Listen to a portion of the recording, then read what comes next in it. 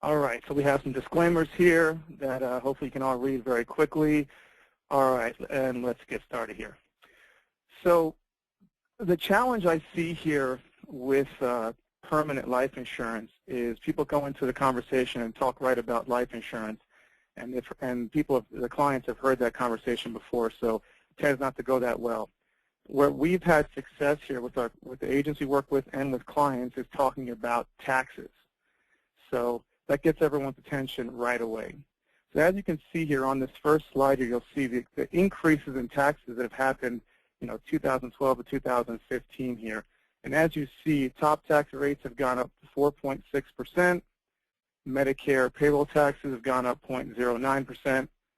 Long-term care capital gains and qualified dividends have gone up 5%. And unearned income and Medicare contributions have gone up 3.8%. Itemized deductions have been phased out, and personal exemptions have also been phased out.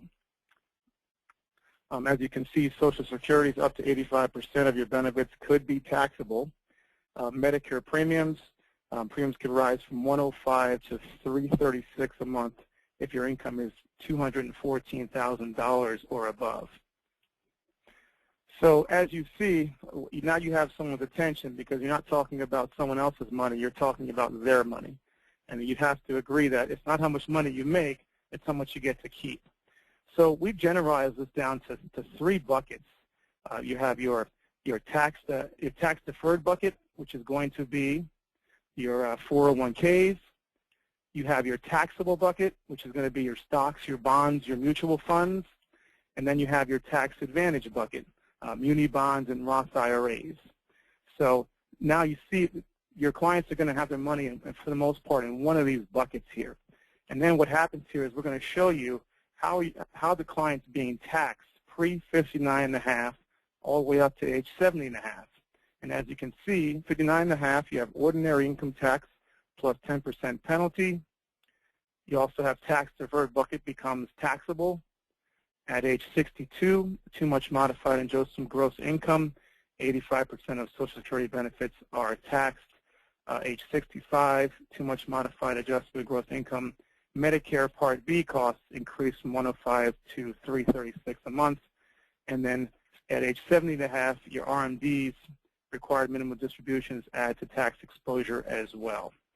So again, it's not how much money your clients make, but it's how much they get to keep. So once you show them this, what happens is that, what if there's a way, if I could show you how to get non-reportable tax-free income? Is that something you'd be interested in? And obviously most people are going to say yes. Well, there's one more bucket that you might not be familiar with. It's called life insurance. Well, I thought life insurance was for a death benefit. That's called term insurance. So as you can see here, some of the benefits of life insurance pre-59.5, income tax-free distributions without penalties. You can access income tax-free funds with some policies. There's no effect on your Social Security benefits. There's no effect of Medicare Part B at age 65.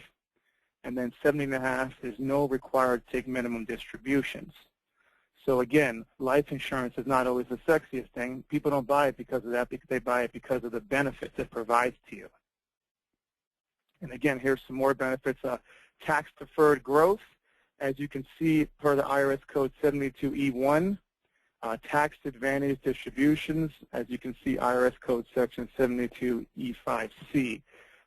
There's no additional taxes for early withdrawals, and it will not increase taxes expenses upon Social Security taxation or Medicare premiums.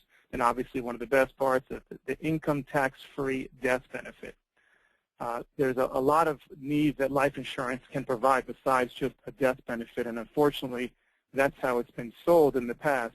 So we're seeing a lot of new products here with new sweet spots. So who are the clients we're looking for that could be a good candidate here? And obviously, people saving for retirement, you have to be putting money away in order to take advantage here of the type of insurance, permanent cash value life insurance that we're talking about here. Depending on where you are in the country, $250,000 of income and above is always going to be a good niche, people who are making money. But you could have people out here in California who, make $500,000+ a year and not saving a dollar. or you could have people, you know, in other parts of the country making $50,000 or $60,000 with smart savers. So clients' sweet spots in age, you're in your 30s or 50s, we've seen a lot of success with. Clearly you can be older, clearly you can be younger. The younger you are, the more chance you have for the money to grow. The older you are, obviously the less chance you have. And then clients who have maxed out their 401ks, their Roth IRAs, all very good candidates here. So target markets, obviously it can be any industry, but we've seen a lot of success with doctors, lawyers, CPAs, people who are obviously investing money. So if the client does not have any disposable income that they're making to invest and put into this product, then it's going to be clearly a challenge. So you want to find the right target market there. What we're going to do here is we're going to go over an actual sample case so we can show you kind of how we run these policies, and I think it will help to give you a good visual here. So as you can see, we're going to use a male age 45, preferred non-smoker. We're going to use an index strategy here, and if you're not familiar with index, it's based on the S&P 500. There's caps and there's floors ranging from a cap of 11 all the way up to 20 in some situations, and then you have a 0% floor. So what this index was created to offset the market volatility of VUL. So you have the upside protection, and then you have downside protection with upside growth there.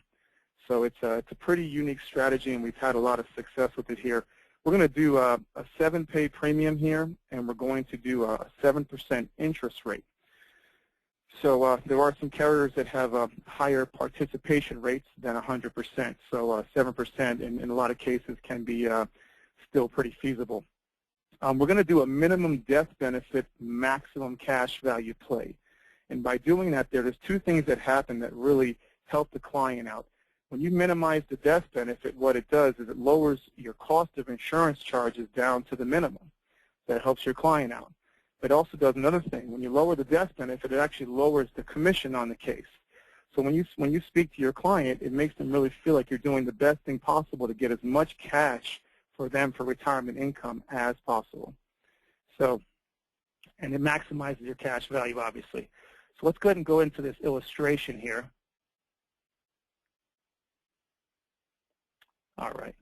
So if you take a look here, as we discussed, we're doing a 7-pay here, and we're going to put $50,000 a year in for 7 years.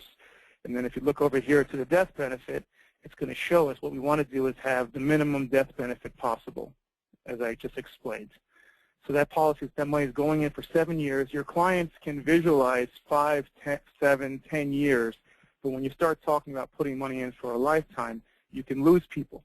So during their income-making years, this is a great strategy to talk about. And again, it's not for everybody. So if you scroll down here, what we did was we set this up to have max distributions come out at age 65, and that's going to go all the way to age 85. So as you see, we have $75,238 coming out of that policy. We have the youth factor involved, and we have compounding interest involved here as well. So client puts in $350,000 on a 7-pay basis, and then they're able to pull out about roughly $1.5 million on a tax-free basis out of this policy here. Not too shabby. Obviously, we have youth here, and we have a healthy client, which makes this work. So just to give you a quick visual of how it works when you pull money out of a policy, whenever you hear the word tax-free, people always tend to be a little skeptical, and I understand that. So clearly, you're using after-tax dollars here, first of all. So you are paying taxes on the front end. But what happens is that, let's just say for this policy here, we've put in $350,000. We are able to pull out $350,000, which is up to our basis, without any tax consequences via a withdrawal. The next dollar that comes out of this policy, what we do is we switch over to a loan, and now you become your own bank. What happens is the carrier might charge you 2 or 3% on that loan, but at the end of the year, they're going to turn around and they're going to credit you that same 2 or 3%. So it ends up becoming a wash loan. So you pull money out that way.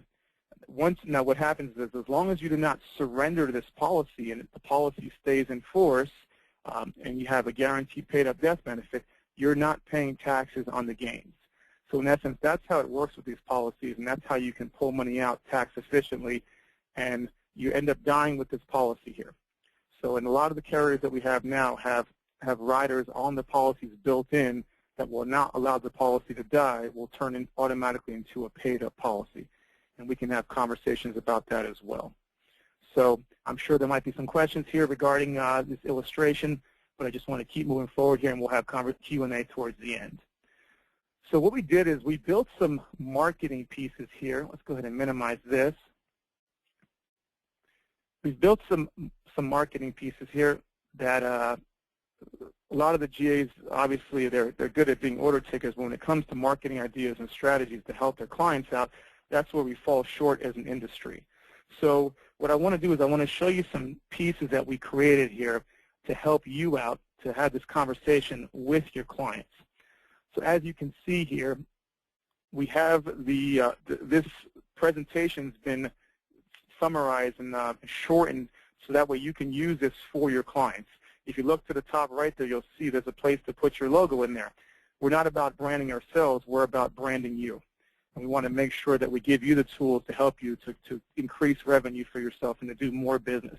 As you see here, you can scroll down. We've summarized the increases in taxes here for you.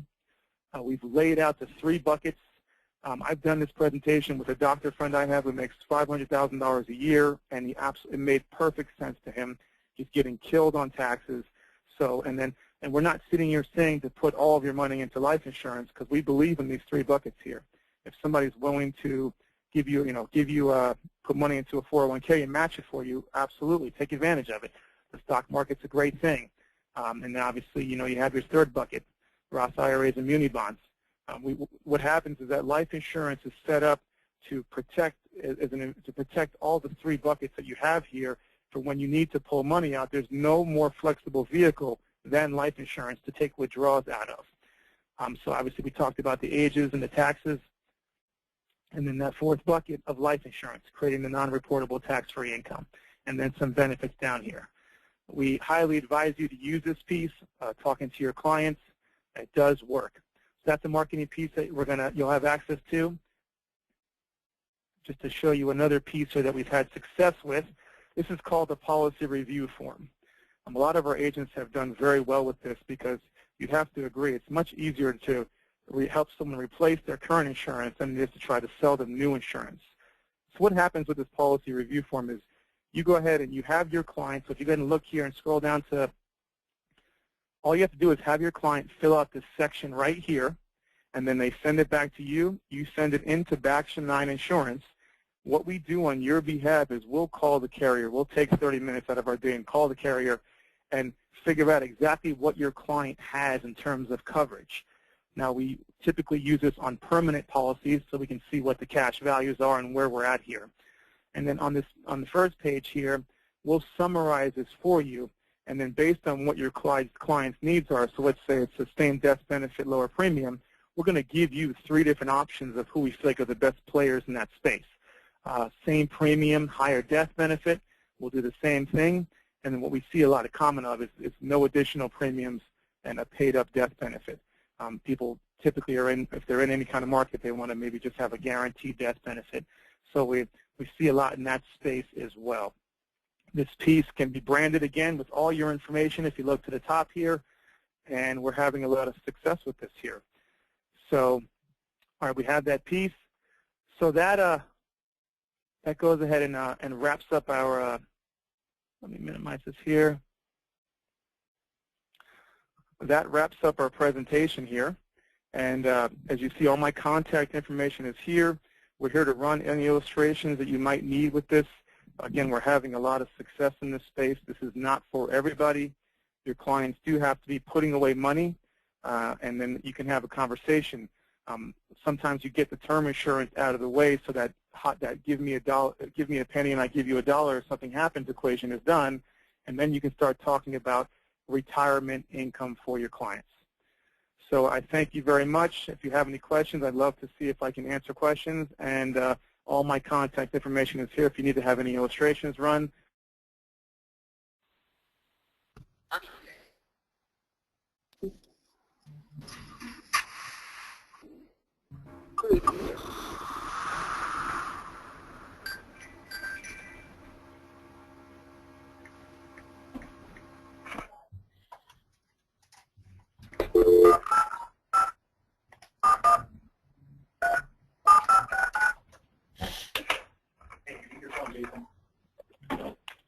Muted. Yes. Does anyone have any questions?